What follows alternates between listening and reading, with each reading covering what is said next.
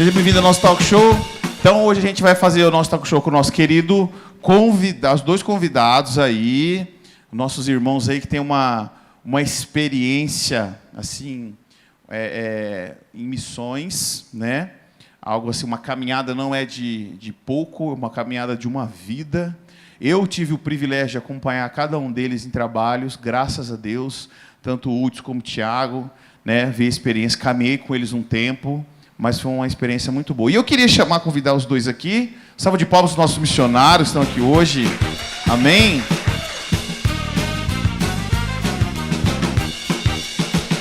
Meninos, seguinte, eu queria perguntar para vocês como aconteceu esse chamado missionário, tá?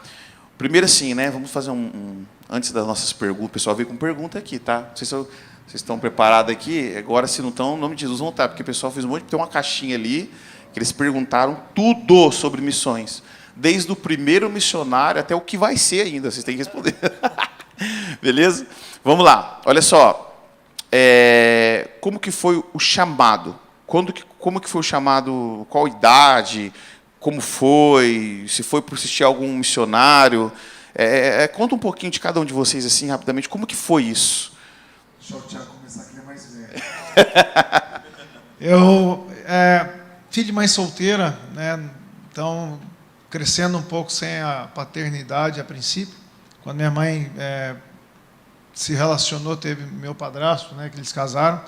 Eu já tinha de 10 para 11 anos, eu sempre tive uma inclinação um pouco para a parte do esporte, mas sempre fui criado um pouco entre aquela menina de 15 para 16 anos, mãe, com um ambiente sem aquela paternidade. Então, se alguém falava assim, olha, Deus é pai, eu falava, Deus me livre.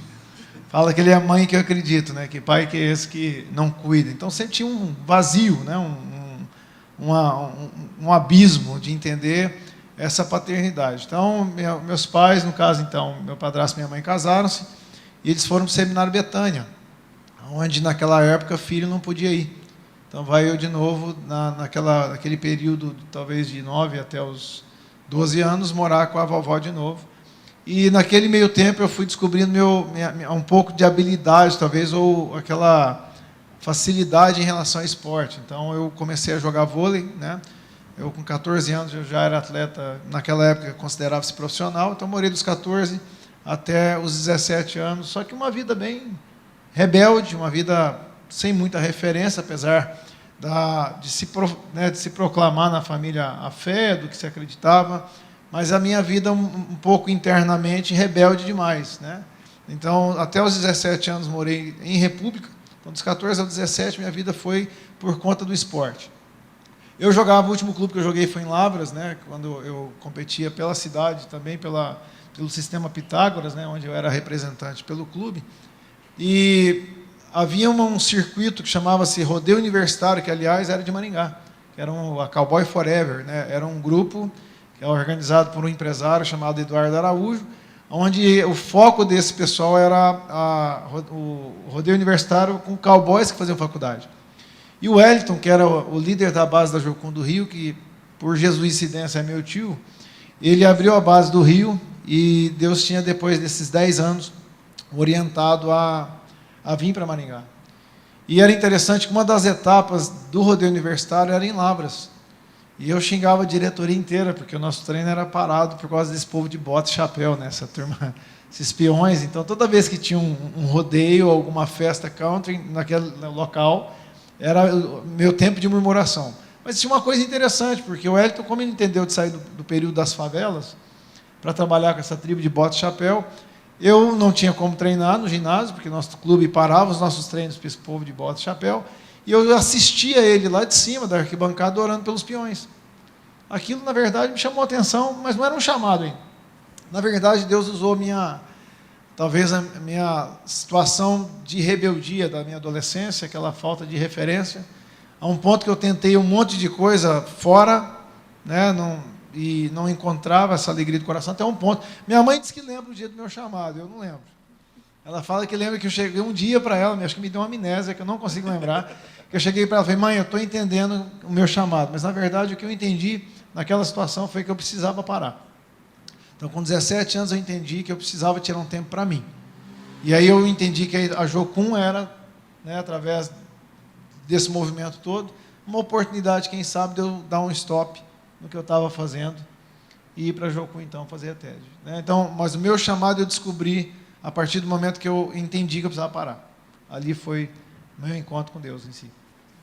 Benção demais. Legal. Louvado seja Deus. Querida, a gente... assim, né, Tiagão? A gente tem... O que a gente precisa parar e dar continuidade. Parar, às vezes, os nossos desejos, o nosso coração, o que a gente pensa que vai ser melhor para a gente, para continuar aquilo que o Senhor... Para começar, na verdade, aquilo que o Senhor tem para nós, né? É onde que o Senhor deixa ali aquele risco ali básico, fala, até aqui você vai, daqui para frente você vai fazer o que eu quero. E é bom, porque a gente percebe dessa caminhada toda quanto é bom, não só bom, mas perfeito e agradável aquilo que o Senhor faz com a nossa vida, né? E é maravilhoso. Udi, Verdade. e tu? Acabei de descobrir que eu sou mais velho que o Tiago. Porque eu também fui para... Meu chamado missionário, eu tinha 18 anos de idade, mas foi em 97. Então, eu tenho o nome de um missionário, gente. Meu nome é Hudson por causa de um missionário chamado Hudson Taylor. Então, meus pais nasceram... Meus pais são de berço evangélico, eu nasci no berço evangélico, dou graças a Deus por isso. E meus pais sempre cuidaram da Secretaria de Missões.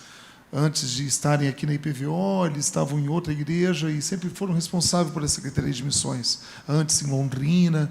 E, então, meu nome vem de um missionário inglês, que durante muitos anos trabalhou na China, e eu fico muito feliz que eu levar um legado desse no nome, né?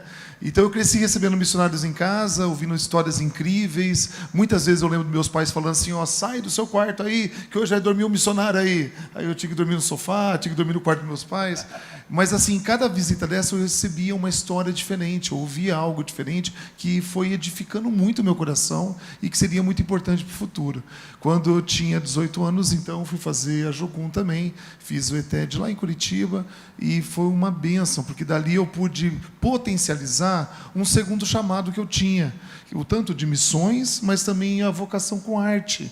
Então, eu sempre gostei de teatro, sempre gostei de circo, de palhaços. Então, foi ali que eu consegui potencializar e colocar tudo isso assim no ministério, né? É interessante só a gente pensar, Diógenes, há um tempo atrás, na minha época, tá bom? Missionário na igreja era o cara que tinha dado errado. É sério. Era o cara que não tinha casado. Era o cara que dava problema. Vamos mandar esse menino para missões, entendeu? E aí era esse estereótipo que tinha. Eu lembro quando eu tinha 17 para 18 anos, eu falei que eu ia fazer missões. Meus pais falaram assim, mas por quê? Você deu errado? Está tudo certo. Mas esse é um estereótipo que existia dentro da igreja evangélica e que não é verdade. Gente, o missionário é o cara que deu certo. Dá uma olhada para o Tiago. É o cara que deu certo, gente. É o cara que entendeu o chamado, é o cara que está 100% à disposição. Então, eu entendo hoje que é um estereótipo que a gente precisa tirar essa ideia, sabe? O missionário é, assim como o seminarista, né? É o cara que deu certo. E eu só pego uma história muito simples que eu queria comentar para vocês com relação ao chamado. Mas como é que eu vou identificar se esse chamado existe, não existe? Um anjo bateu uma asa, caiu um raio. Um dia eu acordei de madrugada, abri a Bíblia e estava pegando fogo. Então a gente gosta de romantizar. A gente acha até bonito quando a gente ouve um testemunho desse, né? Uau, um anjo apareceu para você e falou, você será um missionário. Eu acho muito bonito esse tipo de testemunho. Mas assim como o do Tiago e o meu, foi muito mais simples quanto você imagina. Então, o chamado, ele é aquilo que a gente ouve e coloca em prática. Existia uma missionária chamada Sophia Miller. Eu sempre gosto de falar dela. Ela era uma missionária americana, se converteu lá em Nova York e veio trabalhar na Amazônia. Veio trabalhar aqui no Brasil. Ela caiu no Rio e veio chegando e chegou no Brasil. E aí, quando chegou ali na Amazônia, trabalhou com tribos indígenas durante muito tempo. E quando perguntaram para ela, já velha, ele falou assim, olha, a gente quer que você nos diga como é que foi o seu chamado. Como é que foi esse seu chamado? Ela olhou e falou assim, meu chamado? Eu não sei dizer. Eu abri a Bíblia, eu li uma ordem, fui lá e obedeci. Simples assim. Para a pessoa que perguntou, falou assim, mas não teve nada extra? Raio. Não, é só isso mesmo. Tinha uma ordem lá, ide por todo mundo. Eu li e eu obedeci. Então, assim, é mais simples do que você imagina. A gente tem muita dificuldade, às vezes, de largar tudo, né? Mas você não precisa largar tudo, tá bom? Então, hoje a gente vai falar um pouquinho sobre isso, né? Amém. Amém. Amém. Louvado seja Deus. Porque talvez que frustra muitas pessoas, né? Aquele desejo sobrenatural, né?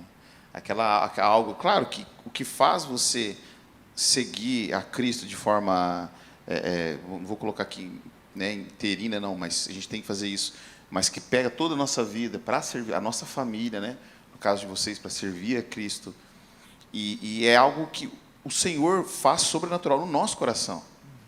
É um chamado em nós, o interno, depois o externo, aquele que as pessoas veem, conseguem ver, né? Claro que existe, a gente vai negar, algumas pessoas teve chamado diferente, tal, mas o que a Bíblia diz, esse exemplo que você deu agora, é o que o Senhor nos disse, é o que a própria palavra de Deus, viva e eficaz, fala para nós, e de pregar todo o Evangelho. Mas uma coisa que eu queria saber de vocês, depois eu quero fazer uma pergunta particular depois das outras, qual que foi, sim, até hoje, né? Não o que foi, ou o que foi, está sendo hoje, ou aumentou o grau do desafio. Se o desafio que vocês tiveram no começo, e qual é o desafio que você tem hoje, qual é o desafio do missionário hoje, e o desafio que vocês tiveram no começo do chamado de vocês? Assim, quando eu comecei a ser missionário, o meu primeiro desafio foi esse, mas hoje ainda existe tal coisa. Assim, qual é esse desafio que vocês têm? E a maior experiência que você teve, sim, pode ser experiência sobrenatural com Deus, ou de você ver alguém sim, se converter, pessoas. O que foi, sim, a experiência que te marcou e as dificuldades que marcaram na vida de vocês? Como a verdade foi revelada, se é o mais velho, fica à vontade. Tá bom, eu começo. Desafio existe mesmo. Acho que a palavra desafio existe mesmo. Eu gosto de trocar essa palavra de desafio por renúncia. Eu acho que a vida do missionário é uma vida de renúncia. Não é uma vida difícil e sofrida, como muitas vezes existe esse estereótipo, mas é uma vida de renúncia. Quando eu estou viajando, eu renuncio à minha casa, eu renuncio à minha cama, eu renuncio à minha igreja, eu renuncio à comida que eu amo, que minha esposa faz, eu renuncio muitas vezes à presença dos meus filhos, para dormir às vezes, né, num lugar distante, para trabalhar com outro povo. Então, assim, desde o começo, minha maior dificuldade foi entender isso. Essa renúncia que eu teria que ter da minha casa, dos meus amigos locais. Eu deixei muitos amigos aqui para que eu pudesse fazer missões, de ver os meus amigos, quem sabe, indo numa profissão e de repente eu pensar assim, olha, eu não tenho aquela mesma profissão, mas não sentir ruim, me sentir mal por isso, mas entender porque foi uma renúncia. Existe uma outra dificuldade que é desde o começo e vai perseguir a gente, que muitas vezes é a dificuldade financeira. O missionário precisa de recursos, precisa. Então, às vezes, a gente acha assim, esse missionário tem salário, ele tem 13º, ele tem férias, tem aposentadoria, e às vezes não é dessa maneira. A luta do missionário, uma delas também, é por recursos. Para que eu possa viajar, eu preciso deixar recursos dentro de casa, eu preciso de recursos para viajar. Seria tão bom se tivesse uma carteirinha de missionário, sabe? Tipo assim, chegar no posto de gasolina, abastece aí, como é que você vai pegar? Pá, carteirinha de missionário. Mas não, é o mesmo que você paga, você acredita? Então, é mercado, a gente tem que pagar mercado, e tem que pagar para viajar. Mas você não recebe para ir viajar? Não, ainda tem que pagar para ir, você acredita? Tem que pagar seguro de viagem, que se a gente ficar doente, não posso ligar para a igreja, me tira daqui! Eles vão falar assim, não, mas você não foi preparado? Então, você tem que ter seguro de viagem, é tanta coisa. Então, assim, são dificuldades, mas que não nos impede de realizar a obra. Porque se você não entende isso, no primeiro desafio, na primeira vez que você entender que você não tem o dinheiro para viajar, você já vai querer abandonar. Então, saber que é o Senhor é o Deus provedor, né? E com relação a uma experiência que você comentou, Deus é muito bom, nos deu muitas experiências, né? Tanto aqui em Maringá, dentro dos hospitais aqui de Maringá, quanto em outros estados, mas também eu tive a oportunidade de viajar a outros países, né?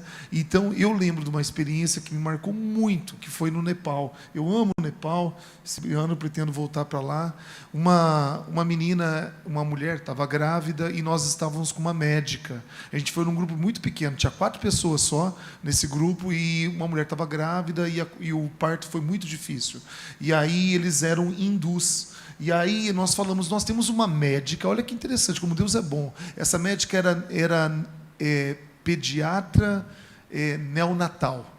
Então, assim, ela era pediatra neonatal. É de quem acabou de nascer. Bebezinho de quem acabou de nascer. Então, ela tinha prática com parto. Ela trabalhava em hospitais. Não era recém-formada. E ela estava com a gente. E aí, de repente, nós fomos falar com essa mulher. Entrou uma mulher que devia ser a parteira na nossa frente. Falou assim, nós já fizemos um mantra aqui dentro do hinduísmo. E hoje não é um dia de festa. Ou o bebê ou a mulher vai morrer. E então a gente já está ciente, e aí nós entramos e falou assim, a gente pode ajudar de alguma maneira, né? Apresentamos ela como médica, e aí aquela mulher grávida falou, por favor, claro, nem o bebê queria morrer, né? E não era o desejo deles, né? E aquele bebê estava virado, eu estava junto com essa médica, ela falou assim, coloca a mão aqui em cima, ó. Aqui em cima estava a cabeça do bebê, então o bebê tinha que estar, né, virado, e não estava. Ele falou assim, ó, existe uma manobra, dói demais para a mãe, cada contração vou ter que forçar, é uma manobra, sabe, grosseira, mas eu consigo fazer. E aí nós oramos naquele momento, o bebê virou, o bebê nasceu, e aí naquele momento, gente, o pessoal, foi uma festa dentro do hinduísmo. Eles pegaram uma galinha, cortaram o pescoço da galinha, derramaram sangue na cabeça do bebê, começaram a lavar aquele bebê de sangue, e começou um ritual satânico. Eu falei, está errado, calma aí, foi o nosso Deus. E aí, sério, a gente ficou meio triste com aquela situação, eles agradeceram, saímos, e o tempo passou. Um ano depois, nós voltamos nessa mesma aldeia, nesse mesmo lugar. Nós falamos, a gente quer ver o bebê. O bebê está enorme, sadio, ótimo, saudável, né? Então a gente quer muito ver ele. Não, fica tranquilo, amanhã vocês vêm. Aí depois nós falamos no dia seguinte, a gente quer ver ele. Não, mais tarde eles vão estar aqui. Mas que hora? Não, na hora do culto eles vão estar aqui. Como assim na hora do culto? E aí na hora do culto chegou toda a família. E aí eles contaram para a gente que depois que a gente foi embora, eles vieram agradecer aquela família, né, que morava lá no Nepal, e aí eles começaram um trabalho de relacionamento e toda a família se converteu.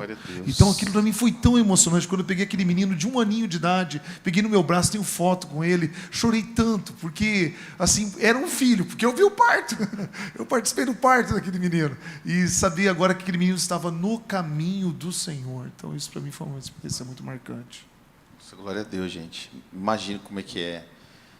A gente vê não é apenas o milagre, né? Claro, a medicina, todo esse processo, o próprio Senhor que capacita, mas a gente vê assim, sendo salvos para Cristo, talvez na nossa mente, até como você falou, como assim para a igreja?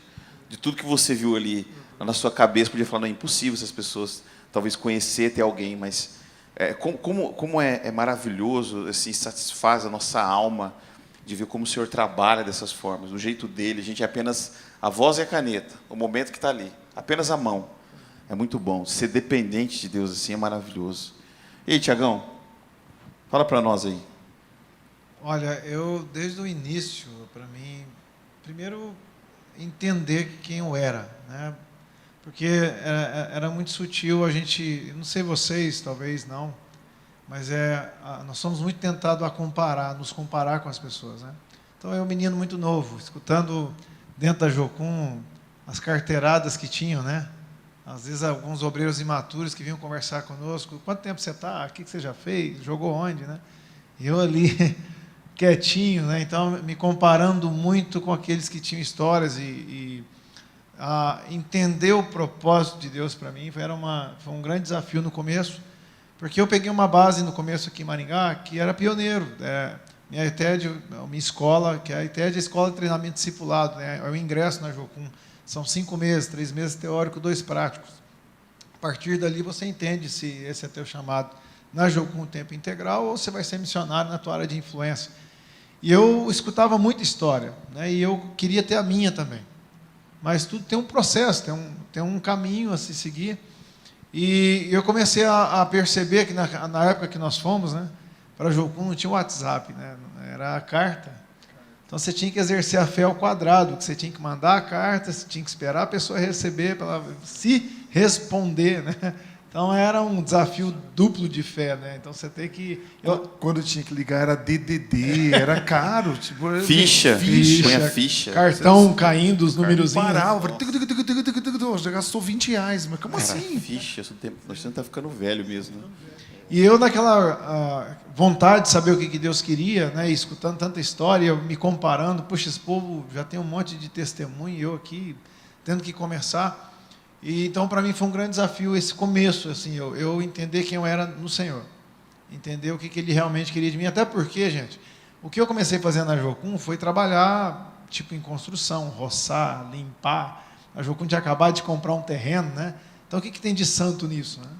E aí eu tinha que lidar com meus irmãos da mesma base, que trabalhavam com escolas, indo para as igrejas, apresentando teatro, fazendo evangelismo. Eles vinham cheios de história, e alguém me perguntava, e aí, Tiago? Eu tinha até vergonha de contar, né, porque não tinha um... Você estava carpindo lá um negócio. Eu estava capinando. No meu coração eu estava trabalhando para estar feliz, porque eu sabia que viriam outros, né? Mas até o momento tive uma experiência interessante na descida da Jocum, a base estava começando. Eu entrei numa crise, porque eu comecei a me comparar com outros, né? E nisso, eu saía da Jocum, para quem sabe ali no Vale Azul, e até na UEM.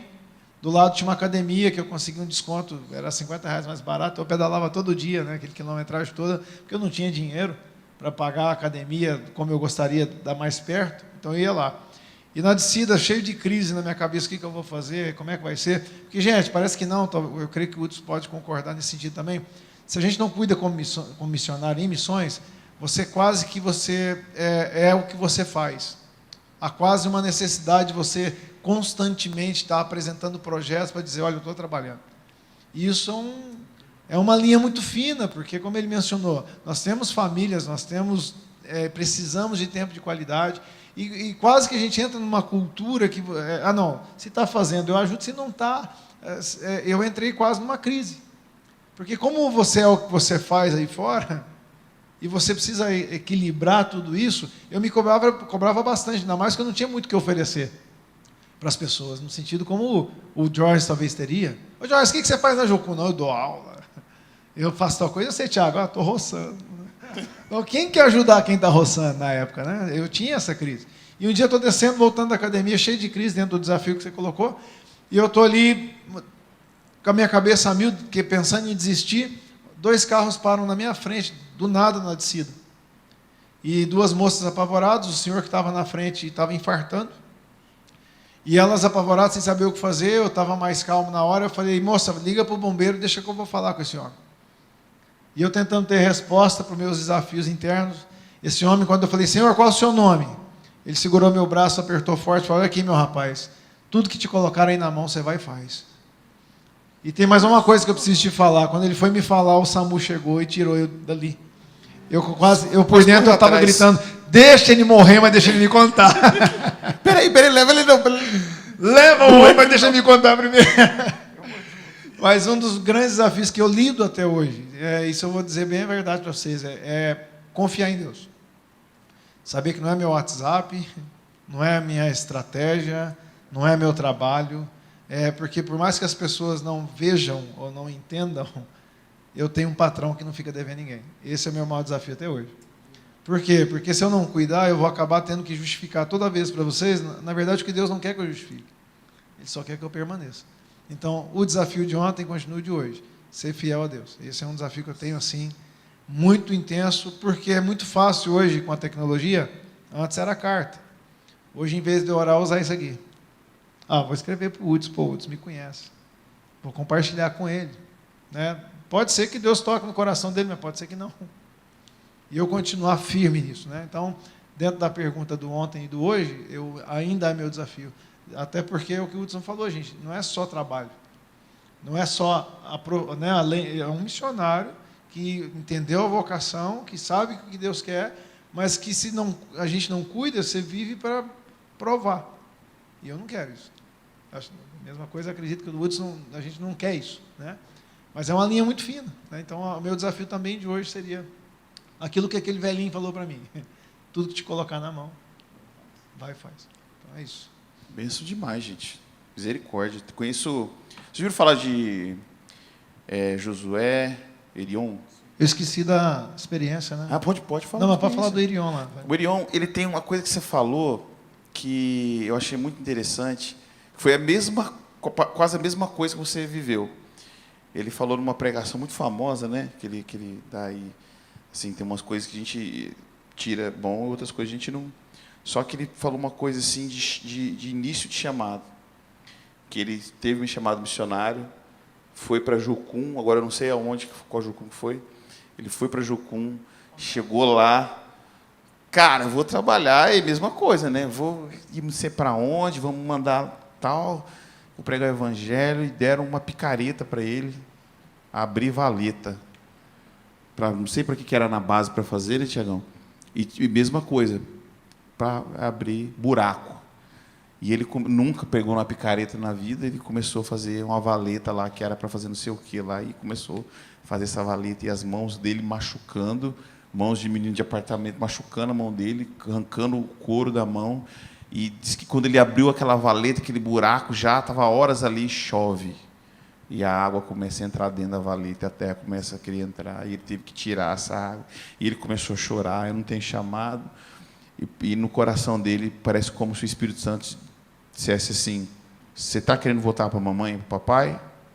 Pode voltar. Eu não uso meninos. Como o coração dele. Eu não uso meninos. E ele secou a lágrima, com a cara tudo cheia de lama, e continuou cavando. E está até hoje. Então, assim, é algo que realmente a gente tem no nosso coração uma coisa que parece que a gente vai ser melhor para nós, mas o Senhor está nos preparando, assim como foi com todos os grandes homens da Bíblia, e nos leva depois a caminhos muito maiores, né? Só que nos prepara antes. E a preparação do Senhor, a escola de Deus, é um pouco difícil, né? Não é assim, o começo é um pouco difícil, não só o começo, né? Os desafios sempre vão ter, mas é algo que o Senhor nunca nos deixa afundar. Nós damos o passo de fé, de caminhar sobre as águas, e quando a crise vem, nós afundamos, mas a gente pede socorro, que nem você falou. A gente não vai depender de homens, não depende. A gente depende do nosso chefe, que é o próprio Deus. Isso é maravilhoso. Mas fala aí dessa experiência, Tiagão. Então, eu acho que eu já até contei para alguns, até a gente vai voltar agora com esse movimento que é o Pedalando por Bíblias, né? A gente usa o ciclismo para uma estratégia de evangelismo. Eu mobilizei uma equipe daqui, alguns de outros locais, né? Deus levantou uma turminha, então presta atenção. Nosso alvo era alcançar um vilarejo no Laranjal de Jari, que é no estado do Pará, considerado a maior favela fluvial do mundo, né? No contexto. E nós fomos em média de talvez uns 15 ciclistas, então eu tive que, imagina, empacotar a bicicleta, todo né? Não é transtorno, mas o desafio, porque é caro, é bagagem extra, tive que locar carro de apoio lá. Mais alimentação, Bíblias, nós compramos Bíblias, né, para distribuir nos ribeirinhos, mas nosso alvo era chegar no Jari, né, nesse local. E a quilometragem era em média de 157 quilômetros, fizemos uma divisão de 3 dias, porque a ideia não era uma maratona, vamos pegar e vamos chegar. Não, a gente queria ir parando de ribeirinho a ribeirinho, tendo experiências, dormindo onde dava, adaptava nossa barraca ali, e conversávamos, levamos pipa, brinquedo, arminha de água, mesmo para quem não faz apologia arma, também não faço, mas era bonito ver o ribeirinho correndo atrás do outro, né? Acertando a orelha um do outro, e eles brigando, e daqui a pouco sendo feliz, aquilo foi muito legal. A gente saía das vilas, aquelas pipas colorindo, algumas entrando no meio da árvore, mas a gente estava feliz, porque quando é que eles iam ganhar uma pipa, né? Não é comum. E dentro desse trajeto dos 150 quilômetros, nós chegamos no Jari. E aí eu pensando, igual quando eu, o Hudson, ou qualquer um de vocês que pensa numa viagem, tem custo. Não é barato. Só que a gente não sabe o que Deus vai fazer. A gente só entende que é para ir. E vamos nos mover para aquilo. Então, depois dessa trajetória de 150 quilômetros, eu com a Bíblia nas costas, nossa camiseta de ciclismo tem os bolsinhos, a Bíblia cabia. E eu cheguei, estou entregando, orando com as famílias ribeirinhas, do nada aparece um menino de 10 anos. Bermudinha, ribeirinho mesmo, sem chinelo, sem camiseta. Ele olha para mim e fala: tio! Eu falei: o que foi? Me dá uma Bíblia! Aí eu olhei e falei: esse menino não vai ler. Velho. Cocei a cabeça, falei: pô, está todo mundo ganhando, vou falar não para ele? Não posso, né? Peguei, falei: tudo bem, peguei ali, falei: qual é o seu nome? Ele falou. Quando eu fui entregar, a mãe veio correndo na parafita e segurou meu braço. Eu falei, senhora, desculpa, a senhora não acredita em Deus? A senhora não gosta da Bíblia? Ela falou, não é isso não. Antes de entregar uma Bíblia para o meu filho, eu quero te contar um negócio. Falei, então, por favor, a senhora conta, que a senhora me assustou, né? Tirei o capacete, tirei o óculos, foquei bem nela. Ela falou assim, olha, há uma semana atrás, meu menino foi convidado a participar de uma escola da Bíblia aqui, de uma escola de férias aqui numa igreja local, aqui no nosso vilarejo. E não sei se vocês sabem, sai de Belém, né, eles chamam de navio, que é um barco grande, que sai vendendo livros, bíblias, naquela região fluvial. E esse barco sai de Belém e estava lá. Quando eu cheguei, eu vi esse barco lá. E ela falou assim, ele chegou para mim e falou, mamãe, eu estou lá na igreja e todo mundo tem a Bíblia, menos eu. E o barco da Bíblia está aqui, compra uma para mim. Ela começou a chorar na minha frente, a gente falou assim, moço, eu olhei para o meu filho e falei para o meu filho, entre a Bíblia e a farinha, a mamãe vai comprar farinha. Mas já que você está aprendendo de Deus lá na igreja, pede ele uma, quem sabe não te dá. Nossa, gente. Quando eu escutei aquilo, aí quem foi aos prantos fui eu. Porque você imaginar que a gente podia estar sendo resposta de oração de um menino de 10 anos. Saber que Deus move o que Ele quiser, para fazer o que Ele quiser, te faz pedalar, te faz andar de costas, te faz nadar. O que Ele quiser, Ele faz. E a gente ter essa sensação, essa experiência, para mim, foi muito marcante. Deus, Ele faz o que Ele quiser para cumprir o objetivo dele. Amém, amém. Como diria a irmã do Coque, é Deus purinho. Misericórdia. Bênção demais. Pessoal, agora nós vamos começar nossas perguntas, né? Quero pedir para a galera uma salva de palmas para o que o Senhor tem feito na vida de vocês, porque são experiências assim bem marcantes mesmo e que nos faz também dar aquele up, né? Mas eu queria fazer uma pergunta, cara. Não sei se vocês podem me responder, né? Uma vez, não sei se foi o Hudson que me falou sobre isso. Você me perdoa se não foi você. Mas assim, eu queria saber de vocês, quando forem visitar, porque vocês vão em lugares assim que nós não estamos acostumados a ir, né? Se vocês já viram um lugar bem obscuro, que vocês tiveram que levar a palavra de Deus, que vocês viram algo assim, vamos dizer assim, sobrenatural, algo que você vê assim, manifestações, algo demoníaco, algo assim que chocou vocês, assim, quanto o mal se proliferava naquele lugar. Eu acho que foi o que te contei, ele foi contar a experiência, você me fala que foi essa. Tá. Cadê meu amigo Dan Schley? Está aqui ou não? Cadê o Dan? Lá no Tá lá, fundo, tá lá. o Dan Schley, bom bagai, gente boa. O Dan Schley é de um país chamado Haiti. No Haiti, eu estive lá muitas vezes. E o Haiti, ele tem uma religião que é o voodoo, magia negra. Essa é a religião predominante do Haiti. É claro que muitos também se converteram, tem muitos cristãos, e também tem muitos cristãos e que ficam divididos entre o voodoo. Tipo assim, eu estou com dor de cabeça, vamos fazer uma oração, o Senhor me cura, mas eu também vou no terreiro de voodoo para lá fazer um trabalho também. E nós fomos uma vez num orfanato voodoo lá, e nesse orfanato eu já tinha ido várias vezes. Esse orfanato tinha um lugar que era um templo mesmo, fechado, e ali tinha uma coluna, assim, era uma coluna, tinha uma cobra enrolada, e eles colocavam fogo no pé da coluna, assim, entrava por dentro e saía lá em cima, na cabeça da cobra, assim, uma fumaça. E ali eles têm sacrifício com sangue, com galinha, magia negra. E aquelas bonequinhas que espetam a agulhinha, aquilo existe. Eles colocam nas árvores e tudo mais. E nós fomos nesse lugar, e toda vez que a gente ia lá, eu fui muitas vezes nesse orfanato, fui muitos anos lá, levei toda a minha família lá já, e toda vez que a gente ia lá, esse cara limpava esse templo de voodoo para que a gente pudesse fazer as nossas atividades cristãs ali dentro. Então ali virava uma igreja. E aí ele recebia, ele respeitava demais, as crianças conheciam Jesus, porque os missionários locais visitavam toda semana, mas quem cuidava do orfanato era esse chefe do voodoo. E aí um dia nós estávamos lá, e aí nós falamos, vamos lá no orfanato do André, o nome dele era André, André. Vamos lá no orfanato do André? Vamos sim, vou ligar para ele. Eu falei, não liga não, porque toda vez que a gente liga, a gente chega lá, ele arruma tudo a casa. Vamos chegar lá de surpresa. E nós chegamos de surpresa. Quando batemos na porta, as crianças abriram, todas felizes, impressionadas com tudo que estavam. Não acredito que vocês estão aqui, abraçaram a gente. Então, eu revi um monte de crianças, mas ele falou, cadê os adultos? Aí eles estão dentro do templo de voodoo. Aí nós falamos assim, vamos lá chamar eles. quando a gente abriu essa porta, eu olhei para dentro, eu não fui a primeira pessoa a chegar, chegaram outras pessoas que abriram a porta, mas eu olhei para dentro e eu vi que tinha uma galeria, igualzinho assim, uma parte de cima, assim, ó, e muita gente correndo naquela galeria, assim, vultos ali correndo na parte de cima. E eu falei, gente, não tinha essa galeria, não tinha essa parte de cima. Eles devem ter construíram um andar de cima ali e tudo mais. E aí as pessoas estavam em transe, estava uma situação demoníaca mesmo, e eles estavam lá em transe. Aí de repente esse cara veio falando grosso com a gente já vai. E aí eles abriram as janelas para sair a fumaça. Enfim, depois de alguns minutos eles saíram e alguns ficaram em transe lá dentro ainda. Quando eu abri a porta, eu não vi galeria nenhuma. E aí eu falei, gente, eu tenho certeza absoluta que eu vi pessoas correndo em cima. E aí outras pessoas estavam lá, nós também vimos. E eram demônios, eram vultos, eram demônios mesmo. E pessoas que provocam, que buscam o diabo, eles vão encontrar. Eu não tenho dúvida disso. Não tenho medo disso, que é outra coisa que você não precisa ter. Eu sei o Deus quem tenho crido.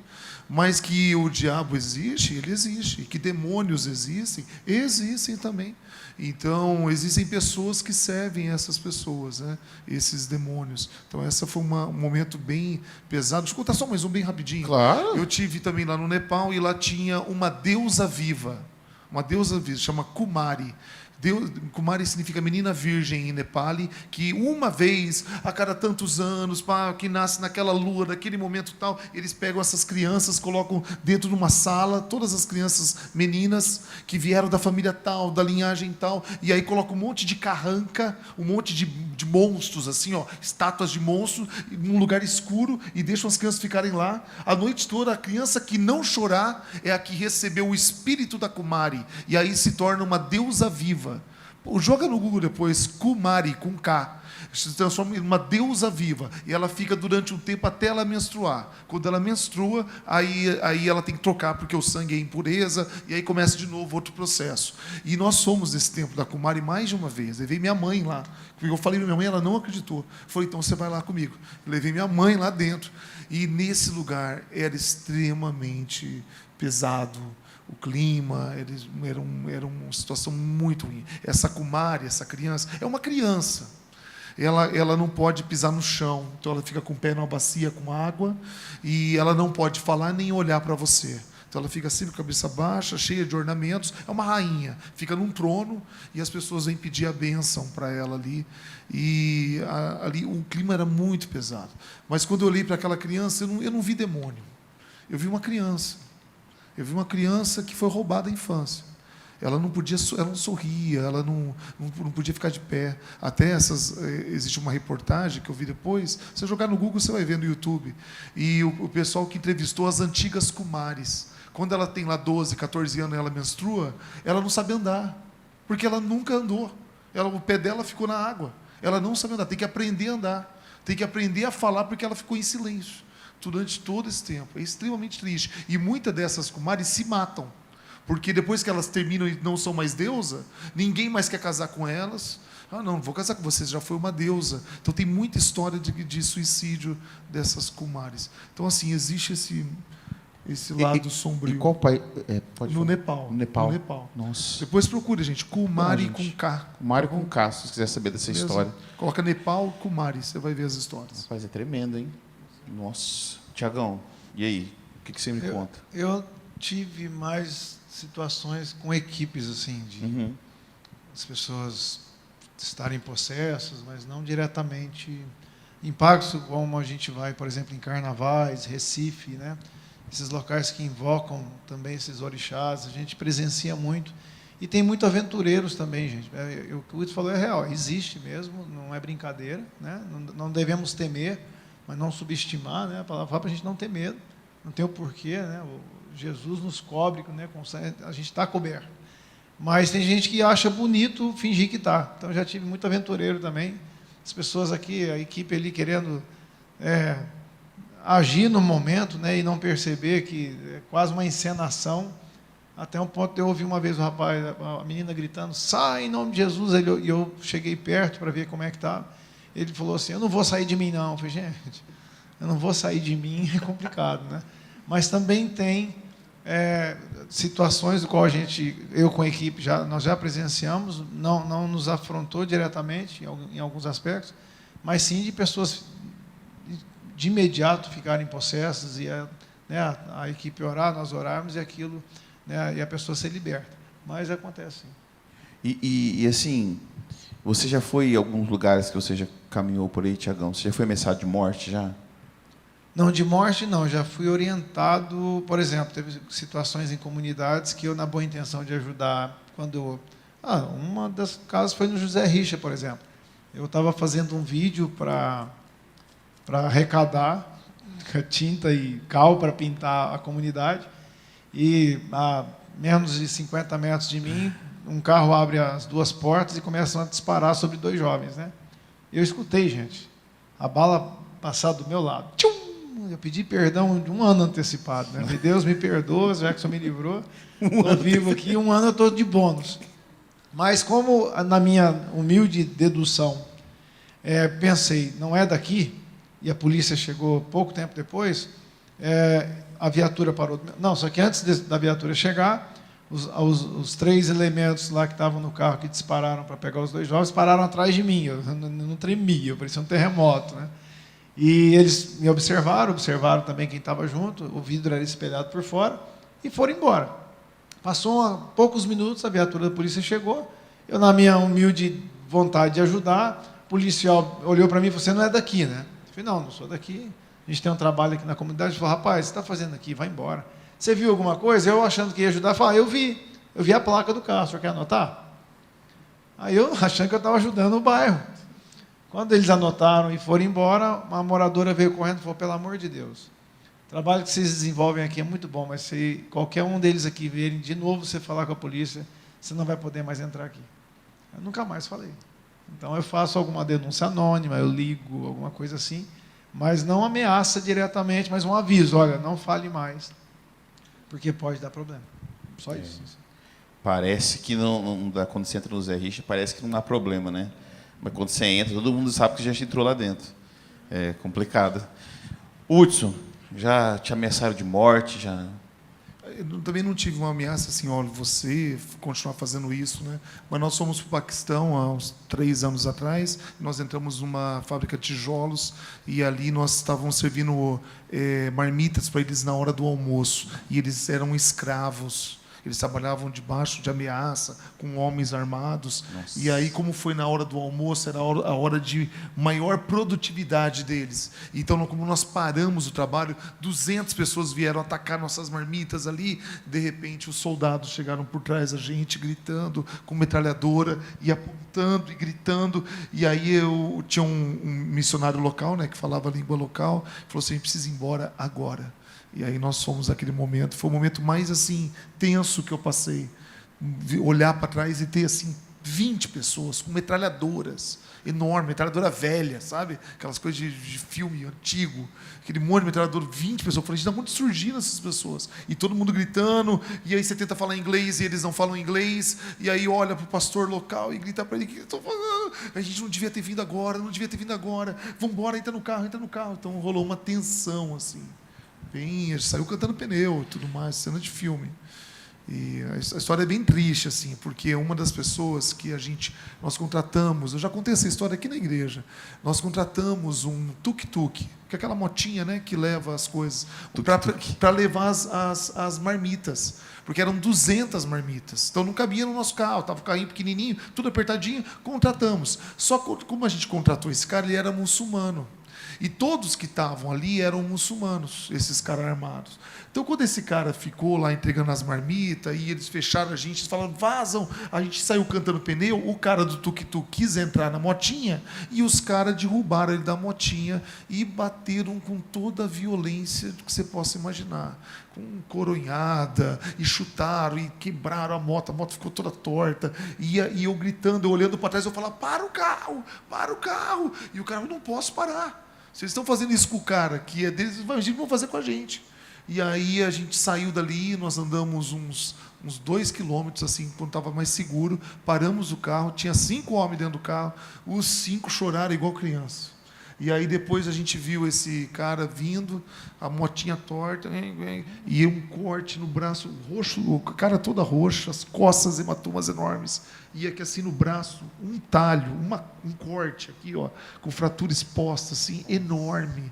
E eu acho que eu até vi esse golpe. Ele estava no chão e eles pegaram uma metralhadora assim, ó, de coronhada e bateram no braço dele assim, ó, e abriu um corte enorme. Nós levamos ele para o hospital, ele agradeceu a gente, todo machucado. Então ali a gente viu um momento de muita tensão, o momento mais tenso que a gente viu. E assim, Hudson, você estava no Paquistão. Paquistão. Qual que foi a religião mais difícil assim, de pregar o evangelho?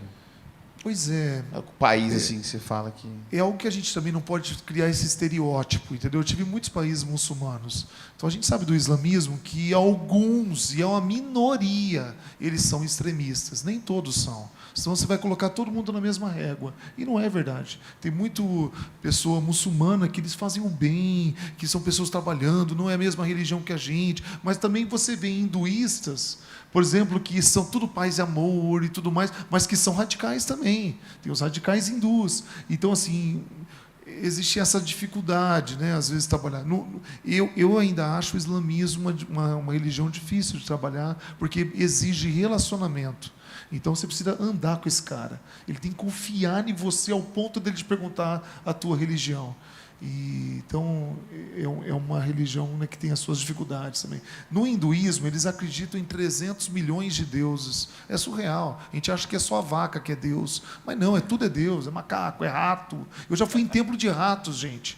Templos de ratos. E é muito rato. É muito rato. Joga no YouTube. Coloca lá, templos de rato na Índia. Ratazanas desse tamanho. Eles dão leite na boca da ratazana, mas não dá para o filho. Eles acreditam que são animais, que são reencarnação. E reencarnar em um animal, dentro do hinduísmo, é reencarnar numa alma. Você veio lá em cima, reencarnar num animal. Então, assim, às vezes, falar do evangelho para eles, quando eles entendem que não existe toda essa escravidão que é julgada, eles, né, recebem melhor, às vezes. Nossa, é. E assim, fora a dificuldade, né? Que é você explicar para uma pessoa sobre... não vamos falar de desconfigurar, mas você tirar todo aquele costume da pessoa que ela tinha. Você prega, às vezes a pessoa aceita Cristo alcança o coração dela, mas tem o processo. E talvez a dificuldade dela seja abandonar tudo aquele costume e ver diferente, né? É uma mudança. Até a Bíblia nos fala que nós somos carta, né? Então a carta, ela não fala, não tem um botão que você aperta na carta, ela começa a falar. A carta é lida, a pessoa tem que bater o olho, ela tem que fazer assim, ó. Então, ela lê você. A Bíblia fala que nós somos o bom perfume de Cristo. Perfume não fala. Gente, cheguei, passei tal perfume. Perfume a gente sente. A gente chega e fala, gente, quem está com cheiro gostoso? É teu, né, Georges? Ah, que legal. Perfume a gente sente, a gente atrai. Então, isso que nós precisamos ser. Eu entendo que... para que a gente possa, né, ter esse trabalho de conversão, tudo mais, nada mais importante que o relacionamento. É o caso do menininho lá que nasceu. Quem são vocês que ajudaram a gente nem pediu? Nós somos cristãos, nós ficamos aqui, então a gente quer agradecer. Olha, vem aqui visitar a nossa igreja. Então esse relacionamento, que é o que acontece no bairro, é o que acontece, não é fora do Brasil apenas, aqui também. Então acho que esse é o caminho. Amém. Tiagão, eu sei que você também caminha por lugares aí, principalmente em lugares que tem rodeio, né? Teve assim, qual lugar que você viu maior dificuldade de entrar, de falar de Jesus, dessa dificuldade mesmo de pessoas assim, tentar não deixar isso acontecer? O maior desafio hoje tem sido em regiões mais, vamos dizer, a nível cultural católica ou de uma fé específica, que não seja o cristianismo genuíno. Até porque parte dessa culpa é nossa, né? A gente, quando despreza o valor de alguém, você perde a pessoa, né? Muitos de nós, representando o corpo de Cristo, já machucamos muita gente aí fora, né? A partir do momento que a gente expressa como denominação, sou evangélico, nós temos uma boa parte que, se não leu a carta e não sentiu o perfume, possivelmente já tem um ranço, né? Então, os locais mais desafiadores em relação a... que aí entra bastante, o Wilton tem falado em relação ao relacionamento e o servir, porque eles questionam, cara, você não tem nada a ver comigo, do nada você me aparece aqui, você quer chegar aonde, né? Um dos trabalhos que fizemos agora recente, uns 2 anos talvez, em Oktoberfest, na festa, a gente tem uma parceria lá dentro, tem 8 anos, e nós conseguimos uma igreja que era alemã, né? Assim, pra você ter uma ideia, muito legal o papel da igreja, chamei Blue, Igreja Evangélica de Blumenau. A igreja, o estacionamento é o primeiro abrigo oficial da Defesa Civil. Quando tem enchente, primeiro local que a prefeitura aciona é a igreja. Eu achei aquilo sensacional, eu não sabia e nós ficamos lá. E nós temos uma parceria com a Vila Germânica, então a gente trabalha com uma espécie de voluntariado. E qual que é as pessoas em situações de dificuldade, cada um quer resolver o teu.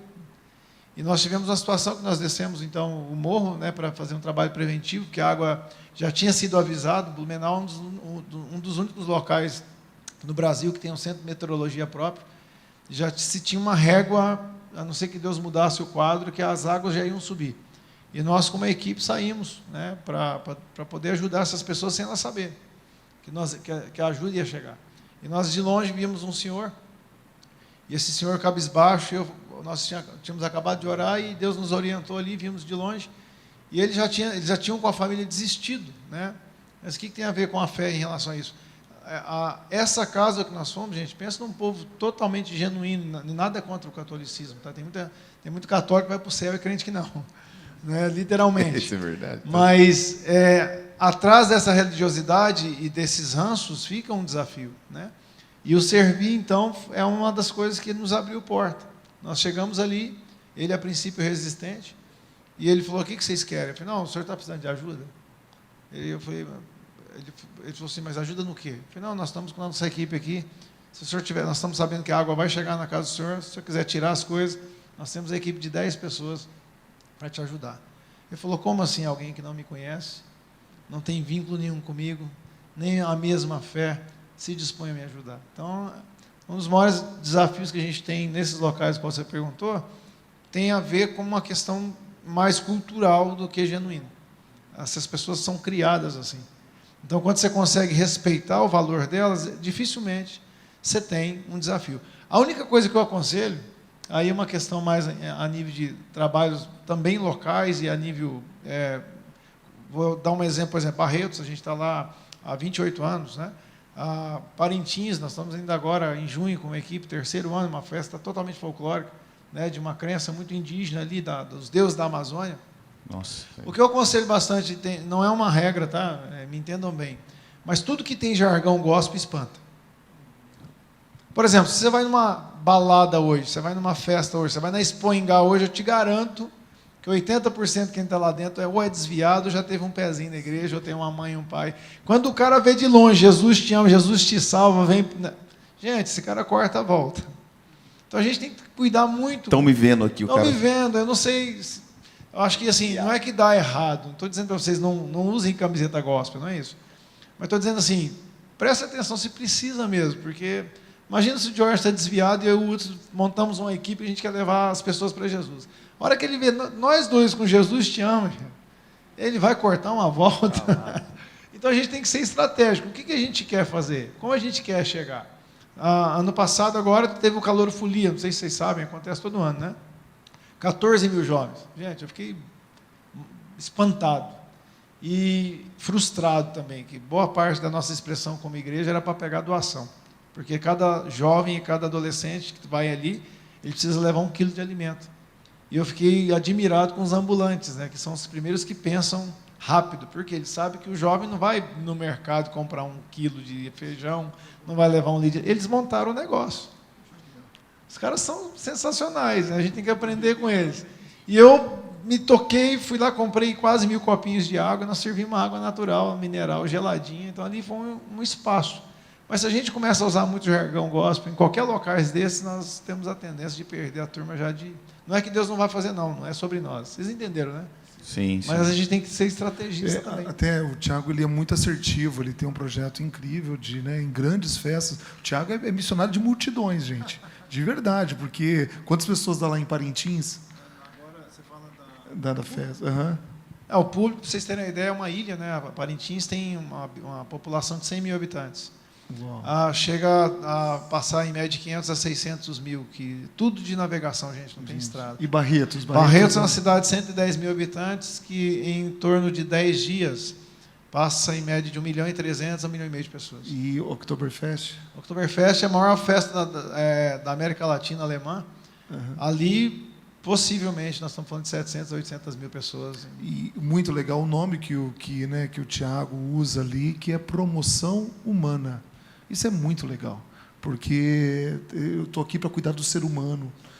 Eu acho que é tudo a ver, e eu acho que chama muito a atenção. Se tivesse escrito lá, Igreja Evangélica, Jesus Salva, já teria essa restrição. Tem uma resistência, né? Tanto para entrar na festa, como também para alcançar o coração daqueles que estão ali. Então, são estratégias mesmo. Não, gente, E, Tiago, uma pergunta aqui que você é responsável pela Jocum aqui, né? Qual que é a função sua ali na Jocum? Eu sou quase um síndico, não estou brincando. Não, na verdade, a gente, junto com o conselho local, a gente tenta e batalha para ouvir o Senhor sobre os nossos passos para que a nova geração que está vindo consiga desfrutar da herança. Então, assim, nós temos um papel de ouvir ao Senhor por dia de hoje e obedecer, e fazer a vontade dEle, mas também de pensar, vamos dizer assim, tanto no administrativo como no inspirativo, em relação ao que a nova geração também vai estar vindo. Então, o meu papel hoje tem sido mais... eu tenho, assim, gente, é quase um dom que Deus tem, eu acredito que Deus tem me usado bastante nessas mobilizações. Não é uma coisa que eu fui atrás, o Jorge falou uma coisa que eu acredito muito. Tem gente que influencia muito mais do que quem tem cargo, porque entendeu o papel, sabe quem é em Deus, e independente das afirmações, continua firme e vai embora, porque sabe quem está servindo. Então, meu papel hoje, diretamente, graças a Deus não é vitalício, porque o anseio do meu coração é que vocês, rostinhos de vocês, possam nos conduzir, seja na igreja, seja nas bases missionárias, seja nas nações.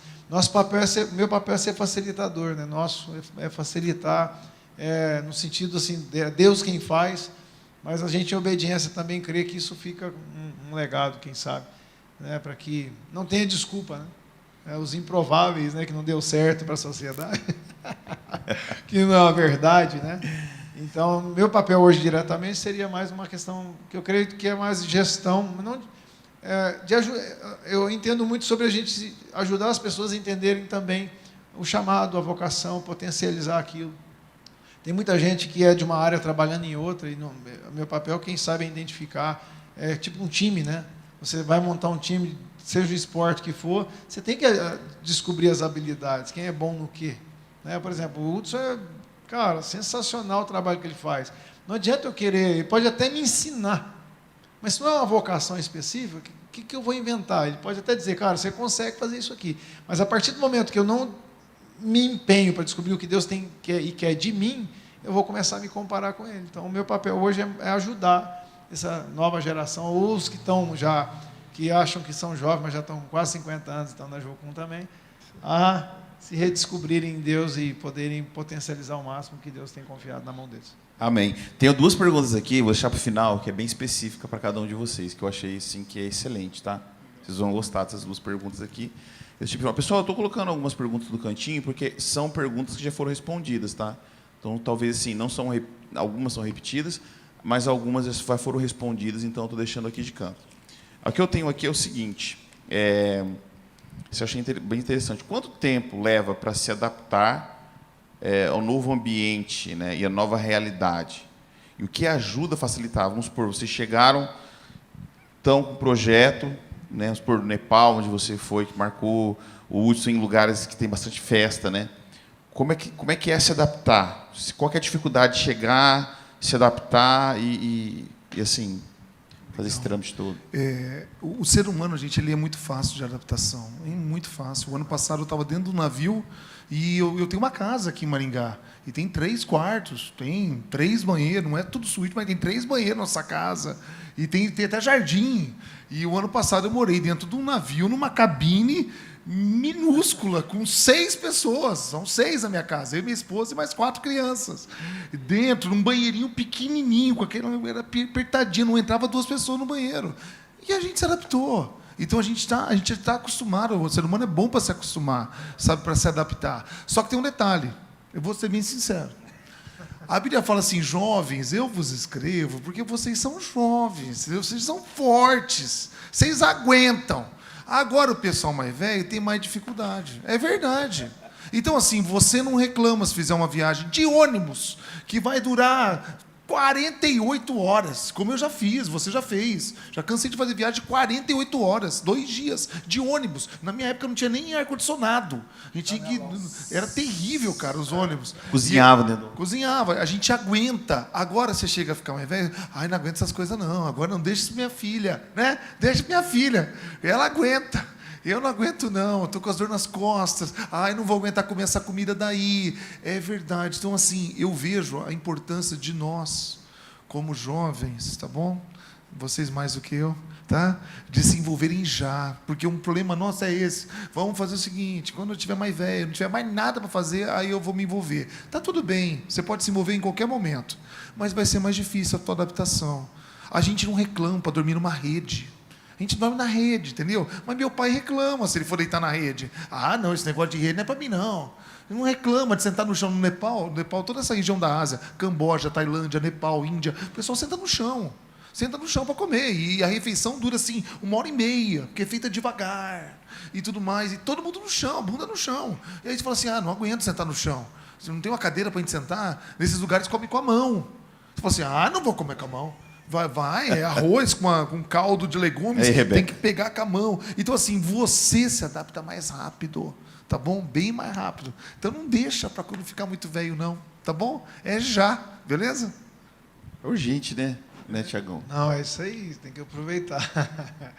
Agora, por exemplo, nós temos uma experiência de sempre, todo ano em Barretos, por exemplo. O que o Hudson falou é verdade, a gente tem uma facilidade de adaptação muito rápida, né? Mas Barretos, por exemplo, lá é barraca. E, gente, não é só porque a gente é uns missionários que ficam em barraca, não. O cara mais rico que vai lá em Barretos fica em barraca. E pensa num calor extremo. Nosso camping é um dos únicos campings que tem árvore.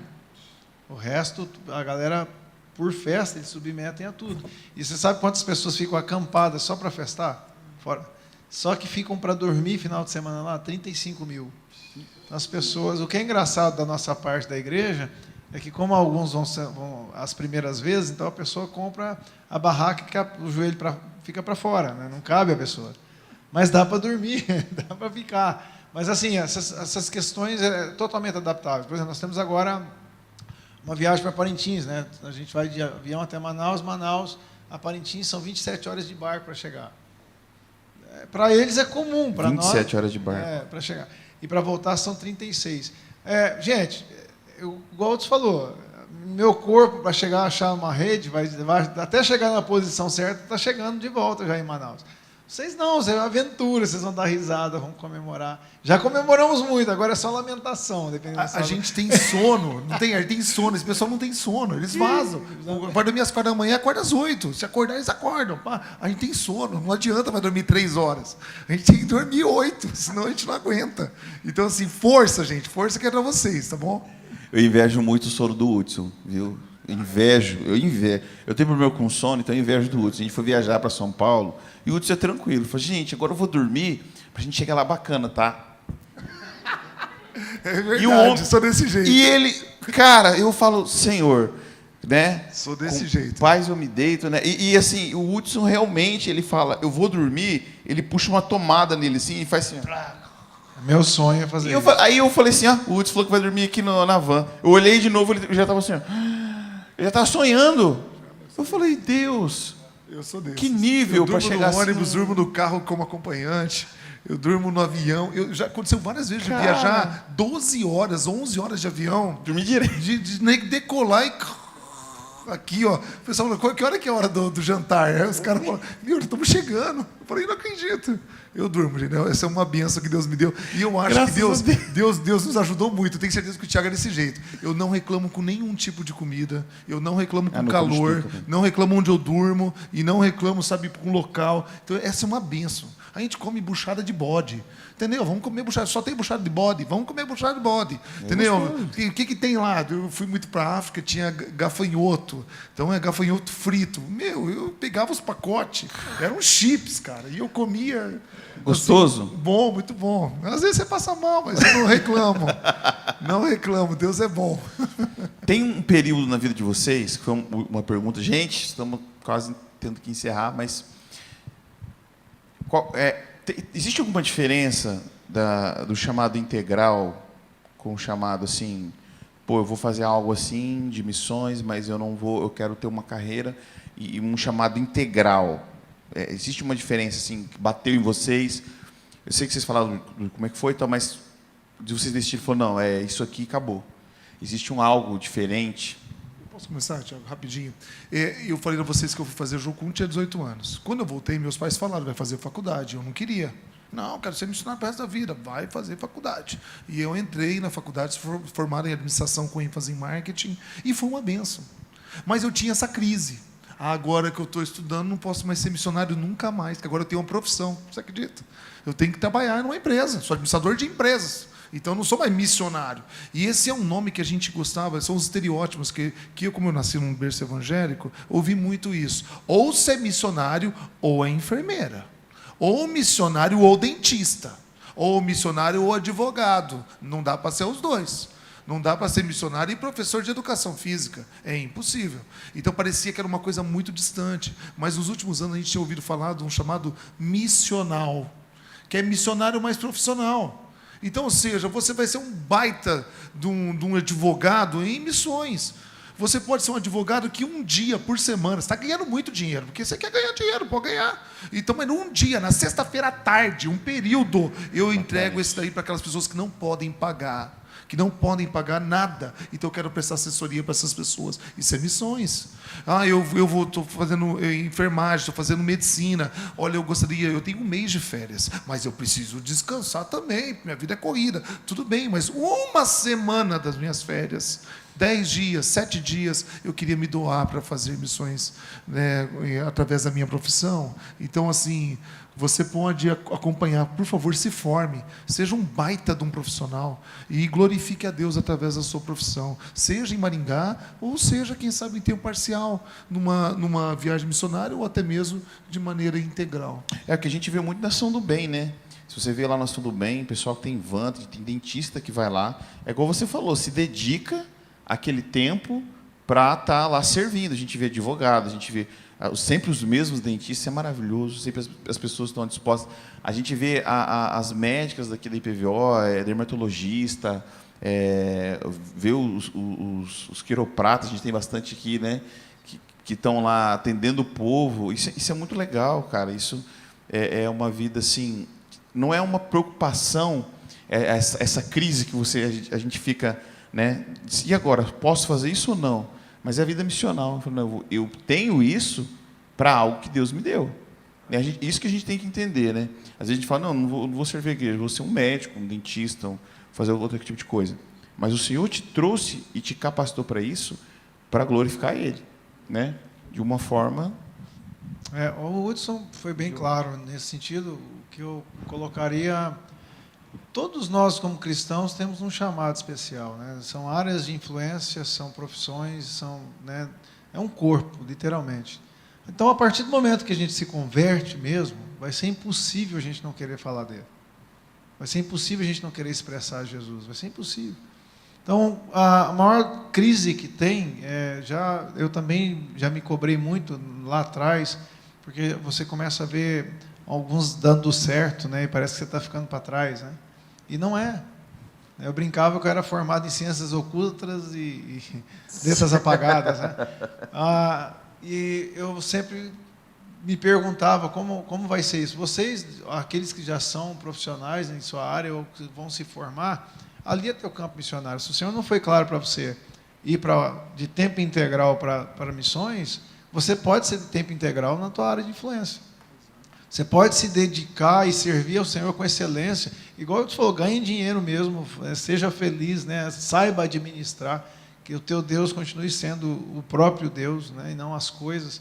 Mas a área, por exemplo, que você desenvolve, eu nunca vou entrar. O Hudson talvez nunca vai ter acesso. A gente pode conhecer uma pessoa ou outra, mas tem algo específico para a tua vida. Tem algo especial para você que Deus separou. Então, o que eu falo muito na Jocum normalmente é assim, se Deus te falou para ir, não fique. Mas se Ele falou para você ficar, não sai. Né? Porque o principal de tudo, a realização mesmo, vocês vão perceber que não está na graduação em si. Está na realização de servir ao Senhor.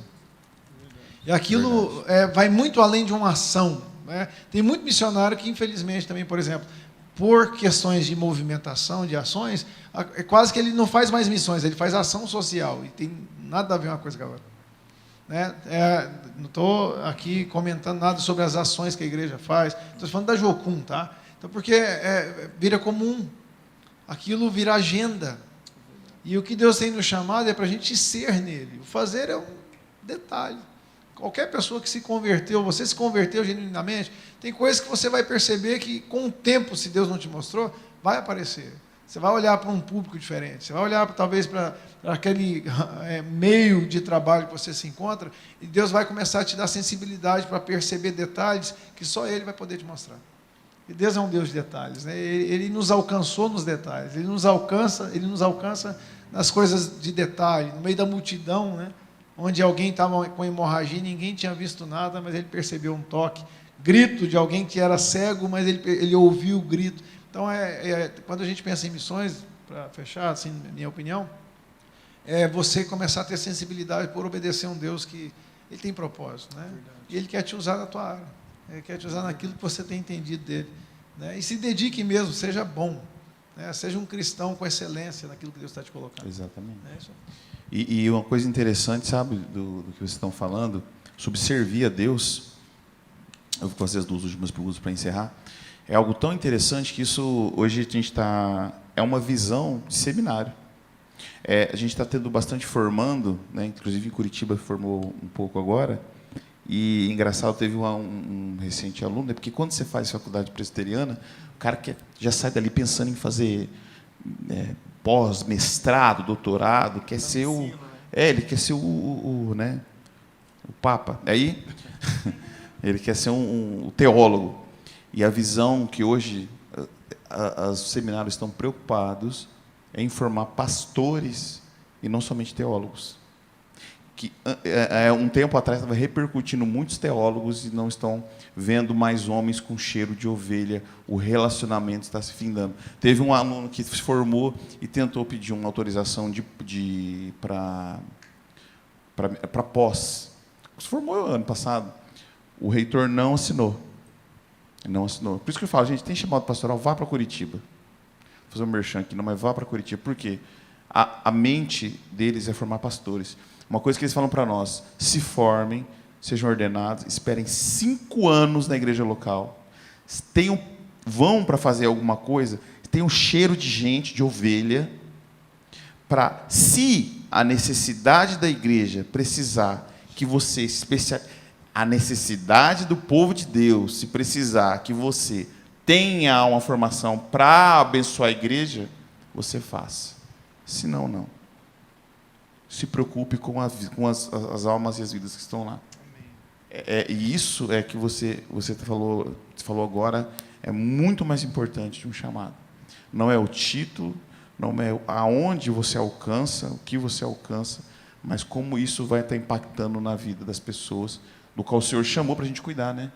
Isso é muito interessante. Tem 2 perguntas aqui finais, que vai ser uma bênção aqui. Eu vou fazer uma para o Hudson e vou fazer uma específica para o Tiagão.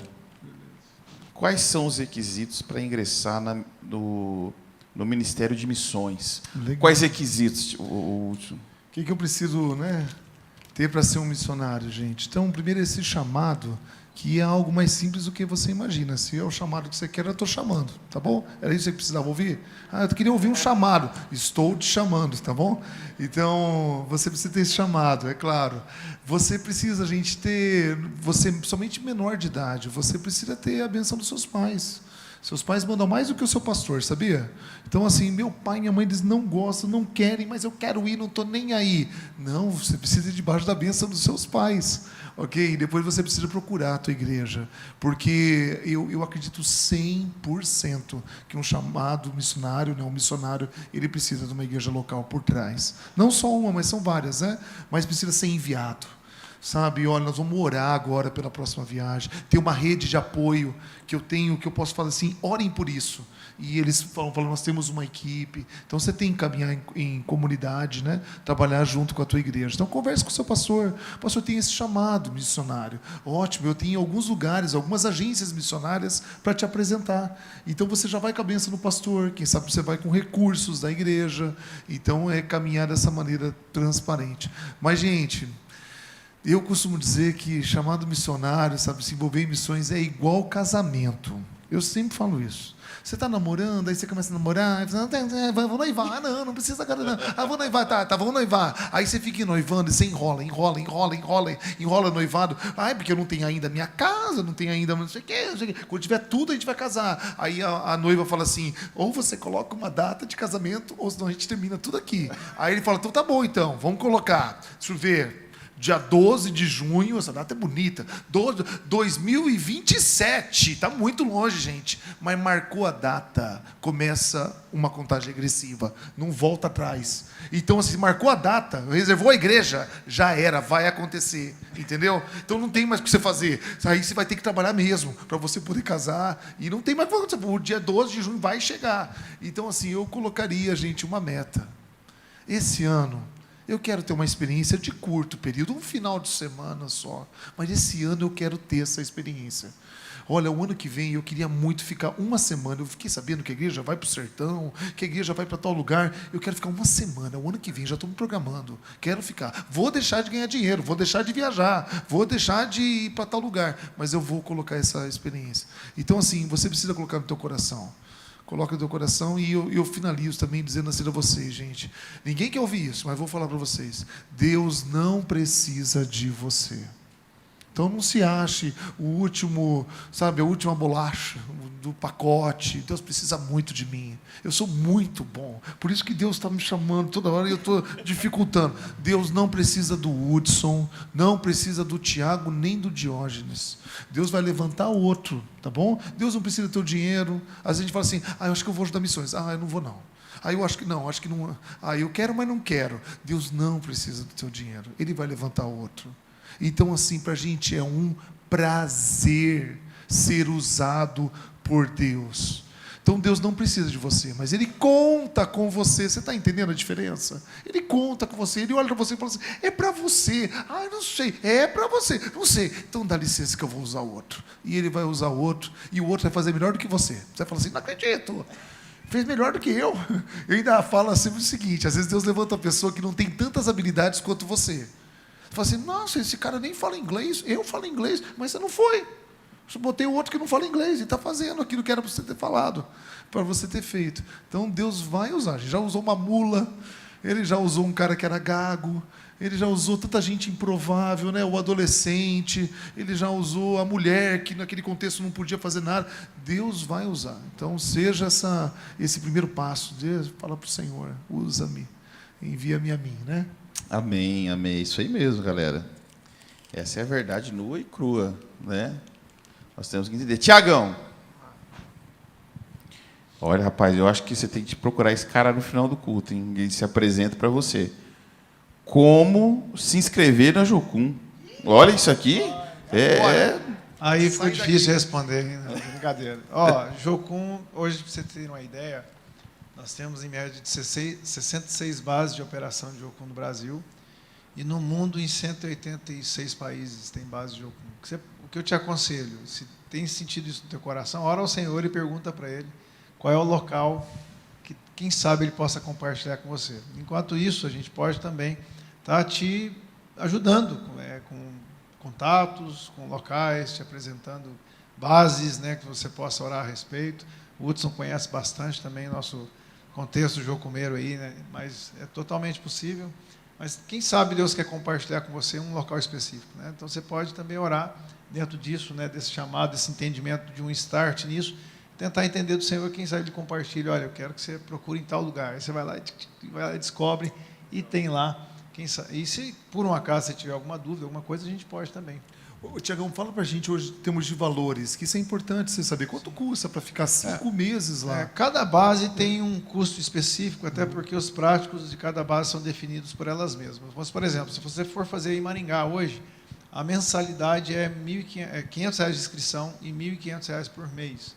Mas isso contempla a tua alimentação, tua logística e os professores, todo o teu curso. Sim. O prático é que, dependendo do desafio que você for, por exemplo, nós temos uma equipe que foi para Joinville, a primeira parte, e a segunda parte para Angola.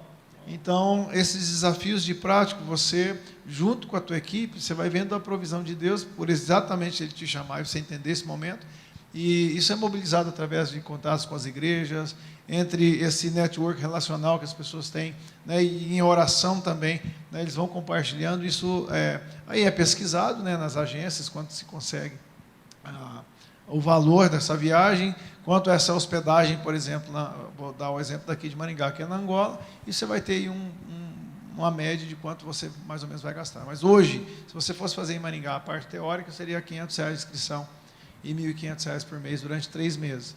Os 2 meses, aí entra o desafio, né, da viagem. Eu lembro, olha, isso foi em 97, quando eu fui, né? E eu lembro que era um salário mínimo. Se você comparar hoje, é muito parecido com aquilo que era na época. E eu e o Tiago também nos colocamos à disposição, gente, ser uma ponte. Assim, projetos aqui, né? Barretos, Sertão, Cracolândia, como a gente teve algumas vezes. Então, somos de lá uma de ponte. Eu posso fazer um merchan também? Rapidinho. Nós temos em junho agora Parintins, né? Então final de junho, se você quiser saber um pouco mais, eu posso informar. O desafio vai ser translado até Manaus. Manaus, a embarcação custa R$550 e de volta. Não é o Titanic, te prometo. E, gente, a maior festa folclórica do mundo hoje está sendo considerada a Festa Parintins. E também Barretos, que é de 21 a 31 de agosto, você não precisa ficar os 10 dias. Teu custo é tua viagem para Barretos e R$50 de inscrição, que já contempla café da manhã, almoço, janta, tudo incluso. E esse ano a festa faz 70 anos. Então, nós estamos mobilizando. Ano passado, nós fomos com média de 350 jovens. E esse ano também estamos mobilizando a galera. Se você quiser fazer parte, montar um grupinho da igreja e ir para lá, seja no navio, seja qualquer outro movimento.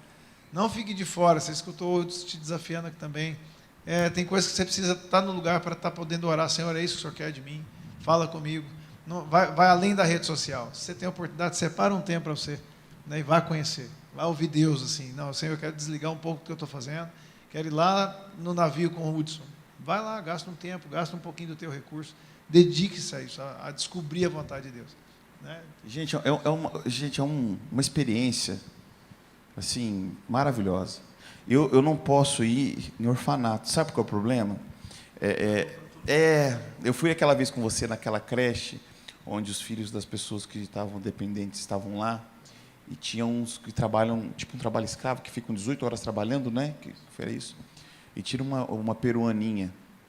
Por isso aqui eu não trouxe ela embora, gente. E eu ia chegar com essa menina no colo, né? A Fran ia me matar primeiro, depois ia cuidar da criança. Mais uma. Mas, assim, infelizmente é porque, né? Felizmente, tá? Porque a mãe dela sempre buscava a final da tarde, às vezes, fim de semana, porque trabalhava demais. 18 horas trabalhando, imagina. E eu olhei para aquela menininha, ela me abraçou de um jeito, e mostrou desenho, e falando para mim. Na hora que eu fui embora, ela me abraçou, falou, não vai não. E na hora que eu estava indo, eles acompanharam a gente na escada, e aquela menina ficou olhando para mim até eu virar a curva da escada que eu estava voltando. Eu parei num poste lá e chorei. Eu falei, eu vou voltar, vou levar essa menina embora. Mandei mensagem para a mulher da creche, e falei, escuta, os pais dela são presentes? Vai deixar para adoção? Ela falou, não, eles vêm aqui buscar ela e tal. Eu comentei com você. Eu queria trazer a menina para mim. Porque, gente, é uma experiência assim, maravilhosa. Deus abençoe, meus queridos. Obrigado. Obrigado a vocês aí por estarem aqui com a gente. Salva de palmas, pessoal. Muito calorosa. Pelo tempo à disposição. E assim, deixar o nosso coração assim bem, assim, sabe, disposto e nos dar esse estímulo para missões, né? Relembrar que nosso chamado aqui é para missões. Quero agradecer a todo mundo. Robert, tá? Obrigado. O Rô também está aqui. Iron, que veio aqui agora, né? Ele está por aqui, Maringá. Doutora Vitória, tudo certinho. Graças a Deus. Essa menina aqui é médica, tá? Uma mocinha, parece que ela tem uns 16 anos. É médica essa menina. Ela viajar, amiga. Exatamente. Pronto. É bênção. Pessoal, Deus abençoe. Obrigado, meninos. Deus abençoe vocês, tá bom? Estar aqui com a gente. Queria fazer uma oração para a gente encerrar. Ora aí, Udi, para nós. Claro. Ora para nós. Deus, muito obrigado, Deus, por uma igreja que pensa em missões. Obrigado, Deus, por um grupo de jovens que está disposto para ouvir falar de missões, mas também para se envolver. Muitos aqui já se envolveram em missões, muitos são mantenedores de missões, intercessores. Mas, Pai, que essa conversa, Deus, possa gerar em nós uma chama que queima em nosso coração, ao ponto da gente não conseguir dormir, ao ponto da gente querer perguntar, pesquisar, entrar no Google. Pai, eu oro, Deus, por jovens, adultos, ó Deus, que sejam, ó Deus, missionários, ó Pai, através do seu trabalho, ou missionários na sua comunidade, na faculdade, na escola, ó Deus, missionários, ó Pai, no seu bairro, mas também oro, Deus, por aqueles que têm um chamado mesmo de largar, quem sabe, a sua cidade, para fazer missões em outra cidade do nosso país, ou até mesmo fora daqui.